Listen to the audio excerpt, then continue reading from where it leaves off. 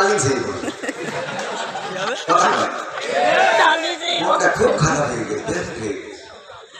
ক্ষমতায় কেউ স্থায়ী হয় না, হোক না সে হাসিনা কিবারে না, সে আরটা চিরকাল থাকে না।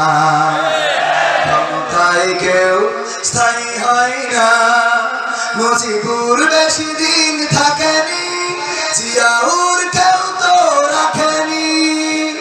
মুজিবুর বেশি দিন থাকেনি, জিয়াউর কেউ তো রাখেনি। এর সাথে চলে গেছে পৃথিবী ছেড়ে, এর সাথে চলে গেছে পৃথিবী ছেড়ে, কেউ আজ তার কথা কয় না।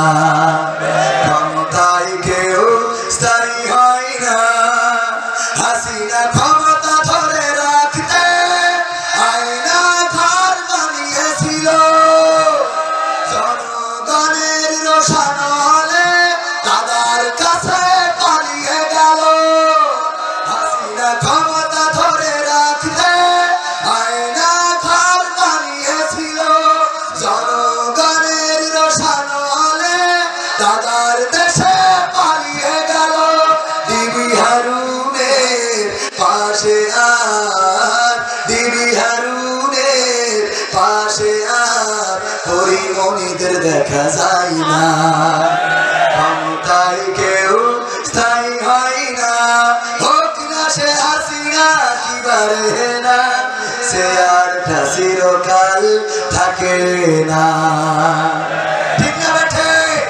সুতরাং এই চেয়ার যারা পাবেন, চেয়ারের প্রতি সৎ ব্যবহার করা লাগবে।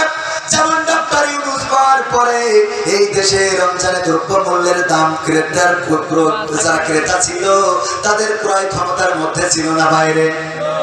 দ্রব্যমূল্যের দাম সহনীয় পর্যায়ে ছিল না, অসহনীয়।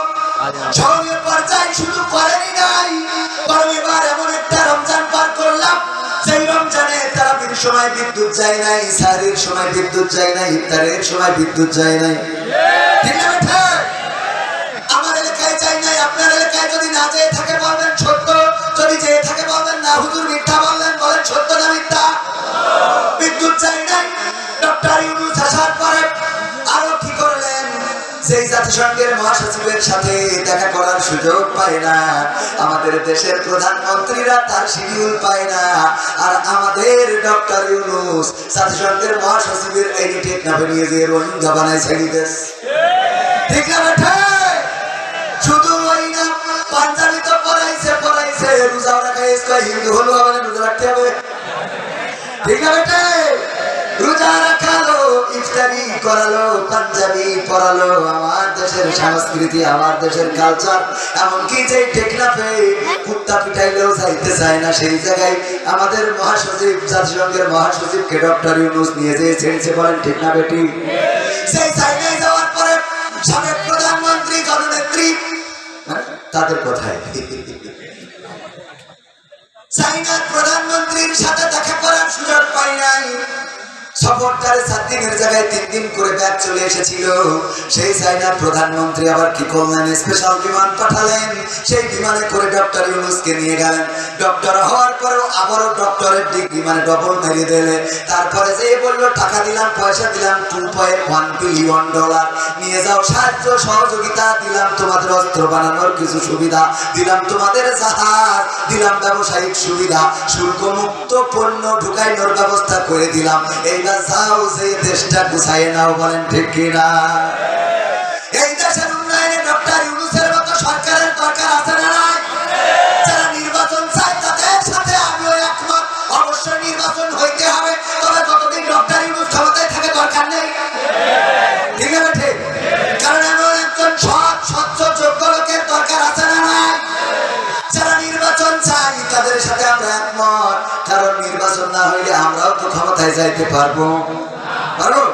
সুতরাং নির্বাচনের দরকার, কিন্তু দেশটারও সংস্কারের দরকার আছে না নাই? ভাইরা আমার, সময় দ্রুত চলে যাচ্ছে। আল্লাহ রাব্বুল আলামিনের পরে আমাদের আত্মনির্ভরশীল হতে হবে। তাকওয়া, আমাদের মাথাটা এমন নত করে দিতে হবে যেমন নত করেছিলেন ইব্রাহিম আলাইহিস সালাম। মনে আছে বলেছিলাম, ইব্রাহিম আলাইহিস সালাম মাথাটা নত করলেন, এমন নত আগুনের কাছে নিয়ে যাওয়া হলো। আগুনের কাছে কাছে নিয়ে যাওয়ার পরে ভয় পাই নাই, ফেরেশতারা আসলো সহযোগিতা করার জন্য। আল্লাহর নবী বললেন, ফিরে যাও, যে আল্লাহর কাছ থেকে এসেছো, তোমাদের থেকে আল্লাহ রাব্বুল আলামিন আমার অবস্থা ভালো জানেন। এই বলে ব্যাক দিয়ে দিল। আল্লাহ রাব্বুল আলামিন ইব্রাহিম আলাইহিস সালামকে রক্ষা করেছেন, আগুনে পুড়াইছে। কথা কয় না? রক্ষা করেছে না করে নাই? রক্ষা করলেন। মুসা আলাইহিস সালাম নদীর কিনারায় দাঁড়িয়ে গেল। সাহাবীরা বলল, ওগো মুসা, তো বাঁচার রাস্তা নাই কেন? ওই যে ফেরাউনের বাহিনী চলে এসেছে আর সামনে নদী, এখন হয় সুবানি খাবো, নাই ঘোড়ার পায়ের তলে পিষ্ট হয়ে মারা যাব। মুসা আলাইহিস সালাম বললেন, আল্লাহ বলেছেন, লা তাকনাতু মির রাহমাতিল্লাহ, আমার রহমত থেকে নিরাশ হইও না। আল্লাহ রাব্বুল আলামিন রহমত করেছে না করে নাই? ইউনূস আলাইহিস সালাম যখন পড়ে গেল, মাছ গিলে নিল, পানির মধ্যে ঢুকে গেল, ওই গভীর সমুদ্রের তলদেশে মাছ নিয়ে গেল। মাছের পেটের অন্ধকার, রাতের অন্ধকার আর পানির অন্ধকার, তিনটা অন্ধকারের মধ্যে থেকে ডাক দিল আল্লাহকে। আল্লাহ বুঝি ডাকটা শোনে নাই? আল্লাহ ডাকটা শুনলেন, মাছের পেটের মধ্যে যন্ত্রণা বাড়ালেন, মাছ চলে আসলো নদীর কিনারায়, আবার নিরাপদ গন্তব্যে দিয়ে গেল। ওগো আমার ভাইয়েরা, আল্লাহর প্রতি যদি নিবেদিত হতে পারেন, মাছের পেটের মধ্যে গেলে রক্ষা পাবেন, সাগরে পড়লে রক্ষা পাবেন, আগুনে পড়লে রক্ষা পাবেন, নদীর কিনারায় রক্ষা পাবেন। কিন্তু আল্লাহর প্রতি যদি আপনি নিবেদিত প্রাণ না হয়ে যান, আল্লাহর কাছে যদি সঁপে না দিতে পারেন, যদি বলতে না পারেন, ইন্না সালাতি ওয়া নুসুকি ওয়া মাহইয়ায়া ওয়া মামাতি লিল্লাহি রাব্বিল আলামিন, নিশ্চয় আমার সালাত, আমার কুরবানি, আমার জীবন, আমার মরণ সবকিছু বিশ্ব প্রতিপালক আল্লাহর জন্য, এটা যদি বলতে ব্যর্থ হন, তাহলে আপনার ইহকালেও সুখ নাই, পরকালেও সুখ নাই। কারণ ইহকালে বাবার দেশেও থাকা হবে না, দাদার কাছে যাওয়া লাগবে। ঠিক না বেঠে? কথা মনে থাকবে? একটা উদাহরণ দিলে বুঝতে পারবে। আমার সাইদ স্যার, উনি ম্যানেজার মানুষ, তার বাড়িতে গরু পালন করে। তো গরু পালন করে, গরু একটা ছেড়ে দিয়েছে মাঠে খাওয়ার জন্য। মাঠে খাওয়ার জন্য মানে গরু যেন ঘাস খেয়ে মোটামুটি দাও না হয়। পাশে ছিল একটা জঙ্গল, জঙ্গল থেকে বাঘ বের হয়ে গরুরে করেছে তারা দৌড়া নিতেছে ধরার জন্য। গরু দৌড়ায়, বাঘও দৌড়ায়। গরু চিন্তা করলো, বাঘের সাথে তো দৌড়াই পারা যাবে না, একটু বুদ্ধি খাটাইতে হবে। কি, পাশে এই যে বৃষ্টি হয়েছে, কাদাওয়ালা একটা ক্ষেত, ক্ষেতের মধ্যে দিয়েছে লাফ, দিলে চার হাত পা একসাথে ডাবে গেছে। বাঘও ধরার জন্য যখন লাফ দিয়েছে, গরু থেকে বাঘের দৌড়ের গতি বেশি ছিল না, কম? বেশি থাকার কারণে গরু রেখে 3 হাত সামনে যেয়ে পড়েছে। তো 3 হাত সামনে যেয়ে পড়লে বাঘও আটকে গেছে, গরু আটকে গেছে। বাঘ চিন্তা করে কি